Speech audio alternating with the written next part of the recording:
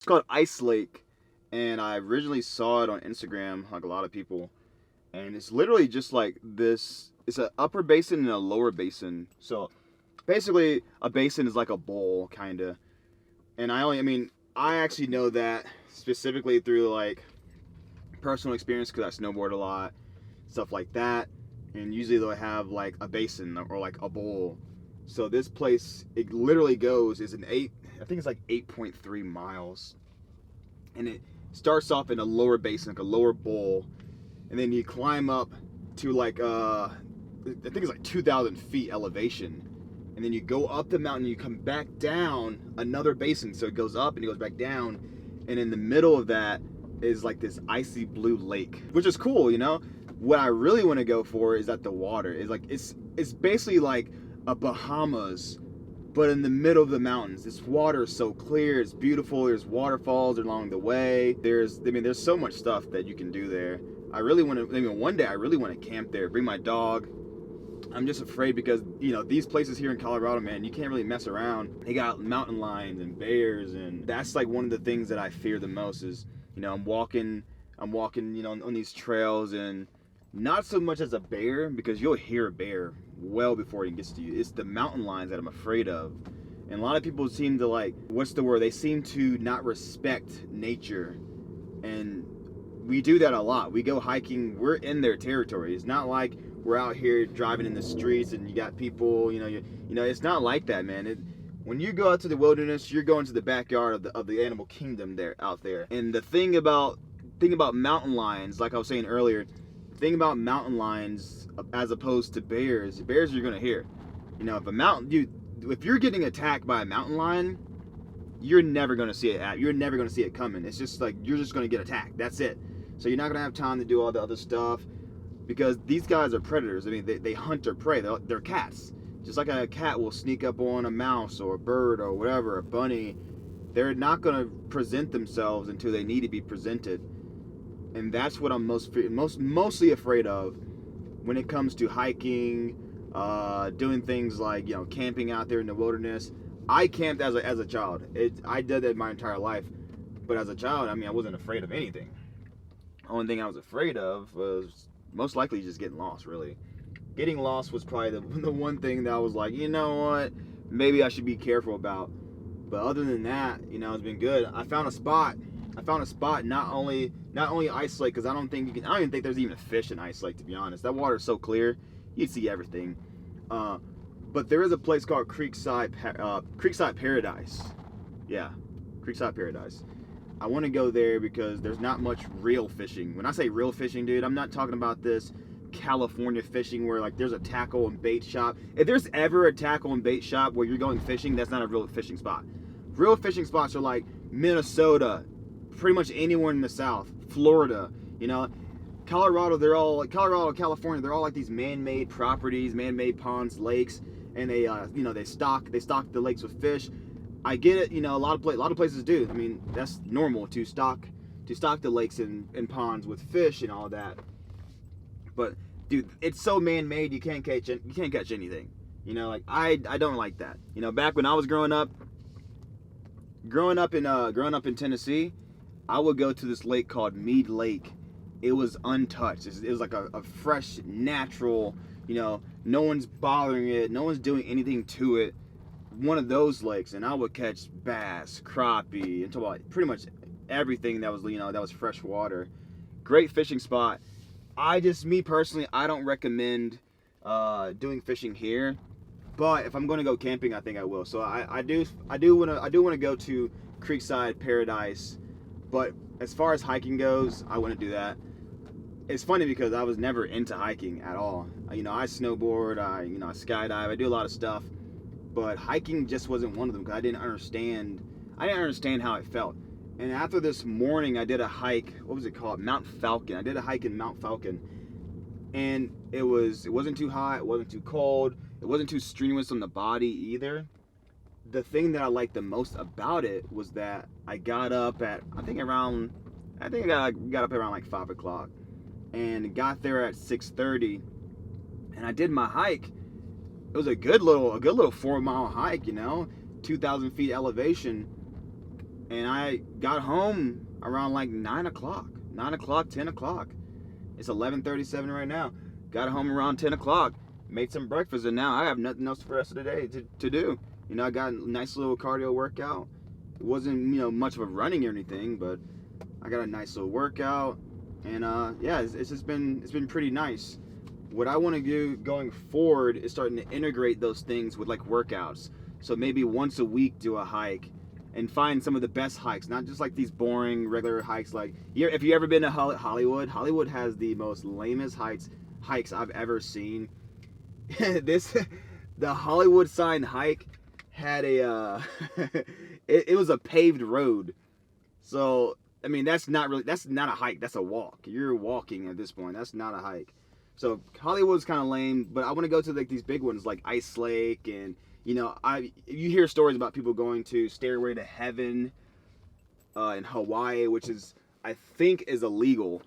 Not entirely sure, but I think it is illegal. How do I take this thing off, man? That's just my thoughts on the matter. I really do think that hiking can really be a supplement to your workout. If you're already working out, hiking just kind of adds, just adds another factor to it.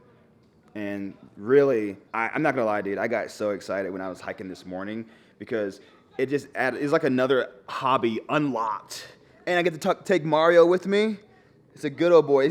Look, this right here, he's Mario. He's the best dog that I've ever had, ever. I've had plenty of dogs, which that sounds really bad. I was in the military, so it was hard to really keep an animal going on deployments and stuff like that. But on the plus side, it also was great for me to work out because I was stuck out in the middle of the sea. But I got Mario. He's a house dog. He's a true house dog. But I don't want him to be a lazy dog just sits in the house. And taking him out to hikes and parks and camping helps me work out more. And I have a goal. I have a goal that I want to reach. Sometimes those goals can be unattainable. Sometimes these goals seem like there's too much to chew, too much to bite, too much. It's too much. The goal seems too big. And what we end up doing is we go halfway through and we're like, oh, damn, this is hard. So then what mostly like everyone does is what they just quit. Like, what does that do for you? Like, if you're one of those people who just like will go out outdoors and, will set if you're one of those people who set goals for yourself and when it gets too hard, you quit, that says a lot about you as a person. And I don't mean this to be like to like attack you. I mean it in the way that you're never going to reach any of your goals if you're always just going to quit. Like, you got to like stick with it. So it is becoming the summer in Denver and it gets hot. It ain't Texas, but it gets hot out here, man. It'll be like 95 degrees with like this gust of wind. And you'd think like if you get a breeze, it would, it'll cool it down. Nah, dog. Hold on. Can someone turn this TV off? You think when you get the gust of wind that it would cool it down? It's like Dubai. If you anyone who's ever been to Dubai, tell them how it is. It's like walking through a hairdryer, and it sucks. Like, you think you're gonna get a breeze, but then you're just like more hot than you were. And also, there's no humidity, so it's like dry heat. So I feel like your skin's burning. It's like the most uncomfortable thing. But I think it's worth it. I think it's worth it. It gets you out of the house. You're not like a homebody or anything. Like, and I'm a homebody. Honestly, I'm a homebody. I will stay here all day if I wanted to. I'll sit here and I'll play FIFA on the TV, or I just hang out with Mario. But I think this is the summer that I need to get out and start doing other stuff and just not be so like tunnel vision or whatever. Like, I truly do think that, like, this is the summer. If you don't ever do anything, this is the summer. Just get out. Just experience some stuff, man. There's this app called All Trails, not All Hikes. There's this app called All Trails, and it has like all the hiking spots near you. And honestly, I really want to do pretty much every single one in Denver this entire summer. I want to do every single one. And when I'm finished with that, I want to do, the next state over, or just start traveling around the country and going through these national parks. I have a buddy who likes to do it as well, and he seems to enjoy himself, and it's another reason to get you outside and start, working out and stuff. So that's something I've been working on. Other than that, though, today I ain't got nothing to do, man. I'm just, me and Mario about to chill. I think it's, Oh, I don't know why I thought it stopped recording. It's only been 2 minutes. I feel like I've been talking forever. And it's also kind of weird too. I'm like talking to myself. No one's in my house. Like I go. I'm thinking you guys can see like my house is kind of big. Well, it is big. I'm not to brag or anything, but it's kind of big, and it's empty and it's quiet. I'm like talking to myself. This is so weird, but yeah, no, it's that's one of my goals for this year. So my goals like that, and that's what we gotta do. You gotta set your goals. My goals for this summer is to do one hike a month, one hike a week. Doesn't matter if it's strenuous, if it's hard, easy. Doesn't really matter. Just get out the house, exercise, do that little bit of walking. That's my first goal. My second goal is to dedicate my time to a good gym routine. Whether I have my boys or not, I think it's good that I go out and I set a routine for myself, not just for my health wise or my physical being, but mostly for like mental health, because we all know, man, like a lot of people don't talk about it, but you know that feeling where you just feel like blah, you just feel like nothing, just like a little dust particle floating through space. That's kind of how you start to feel if you kind of get into a very stale routine and you stay in the house a lot. And I got diagnosed with bipolar disorder, and I have severe anxiety. Not so much depression, but I have severe anxiety, and that anxiety can turn into to depression. And that's exactly what it did. I don't have severe depression. I'm not like out here just super sad or anything, but you know, being in the house, being enclosed, getting to that stale routine, that contributes to me having anxiety. So going outside, having that gym time, and not only just gym time too, because I have two boys. You see the toys in the background, man. We just had a birthday party yesterday. You see the toys. Like I have boys, and a lot of people like you are parents. Some of you guys are parents. Some of you guys are not. And oh my God, if you're not a parent, I don't even know what you're doing. I don't know why are you even watching this. You should be outside. This is mainly for the people who who don't go outside and need that motivation, need that push. There's a lot of beautiful things out there, man. There's so many beautiful things, and you just got to go out there and experience it. And I guarantee you, the people who go out and experience these beautiful things of life and nature, you're not gonna have that anxiety anymore. You're not gonna feel like you're competing for the next person to get the next thing in status of life, to be rich or whatever. You're gonna find your own happiness within you, because it's like a level of accomplishment. When you make these long hikes, dude, there's a lot of people who don't do it. We all know that. There's a lot of people who don't do it. I mean, millions. I stand by that comment. But there's millions of people who just don't do that, and they're miserable. You know why they're miserable? Because they're staying in their house. They're trying to get this next big thing and this next big job. And I get it, man. Be career focused, but you gotta take some time to yourself, man. Get out of here. Here's a thing that bothers me. Actually a big thing that bothers me, and I want you guys to like really think about this.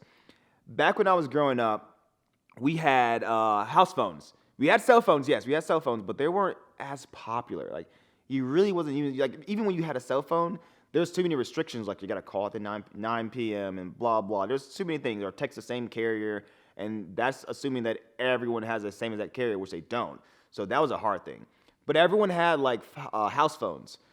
And here's a cool thing about this. This is the thing that I miss, and I wish we can bring back, and I also want to address too in today's culture and society.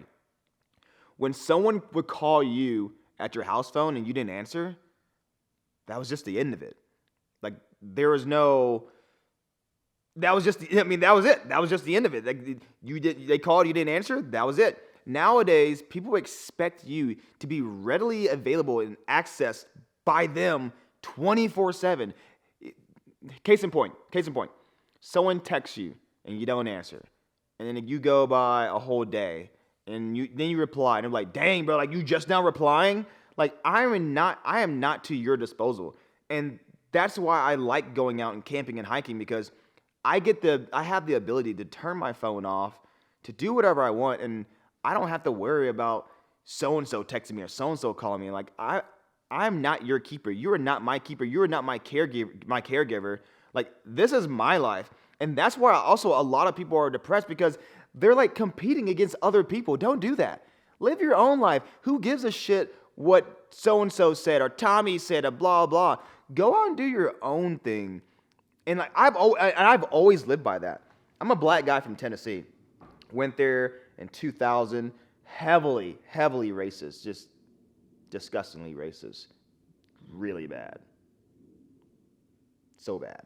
And anyways, as a black kid in Tennessee, I was always competing with other black people and the white people. But when I say black people, we have an image, and I wanted to fit in with the other white kids because like they're the majority. Everyone's racist. I'm trying to make good friends. I'm new to this city. I'm new to this state. I'm new to this town. Whatever. And I kind of changed myself a little bit, and I think that's why I do a lot of things that I do. And everyone's like, "Oh, you ever heard someone say you act white?" A lot of people tell me that all the time because I snowboard and I skydive, I ride motorcycles, and now adding hiking and camping to the list, I used to get attacked by other black people like, "Oh, you're acting white, blah blah, you're fake," and all this stuff. And I started to realize, man, like maybe I wasn't acting white. Maybe I was just doing the stuff that I just absolutely love.